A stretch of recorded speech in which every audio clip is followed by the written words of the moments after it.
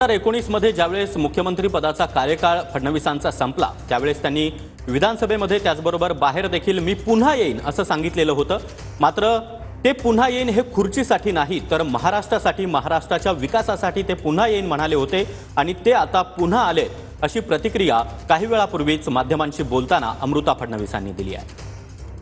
तर दोन दृश्य, एकीकडे आझाद मैदानाचा हा परिसर जिथे बाहेरच्या बाजूला तगडा असा बंदोबस्त ठेवण्यात आलेला आहे, कारण एक एक करत मान्यवर दाखल होत आहेत, व्हीव्हीआयपी दाखल होत आहेत। दुसरीकडे ज्या ठिकाणी हे शामियाना उभारण्यात आलेला आहे, मंडप उभारण्यात आलेला आहे, त्या ठिकाणी एक एक करत नेते मंडळी, बॉलिवूड सेलिब्रिटी असतील किंवा विविध क्षेत्रातले मान्यवर असतील हे दाखल होत आहेत। अमृता फडणवीस अगदी काही क्षणापूर्वीच या ठिकाणी पोहोचलेले आहेत। तर अमित शहा आणि जे.पी. नड्डा हे थोड्याच वेळात आझाद मैदानात दाखल होतील। त्यानंतर प्रतीक्षा असेल सगळ्यांनाच पंतप्रधान नरेंद्र मोदी यांची।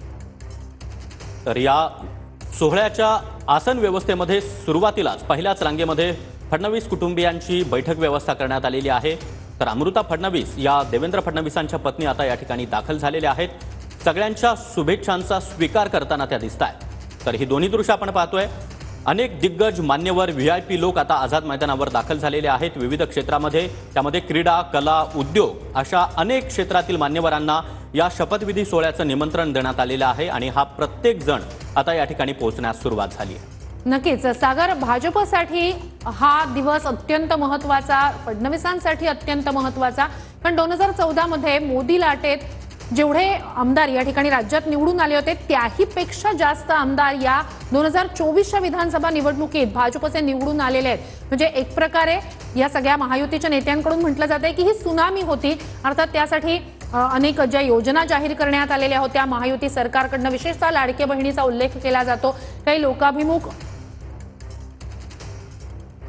तर ही दृश्य आपण पाहतो आहोत। अभिनेता रणबीर कपूर हे या शपथविधी सोहळ्यासाठी पोहोचलेले आहेत। तर आझाद मैदानावर भव्य, दिव्य आणि ऐतिहासिक असा हा शपथविधी सोहळा, या सोहळ्यासाठी आता एक एक मान्यवर पोहोचायला सुरुवात झालेली आहे। भाजप, शिवसेना, राष्ट्रवादी त्याचबरोबर मित्र पक्षांचे नवनिर्वाचित आमदार देखील पोहोचले आहेत।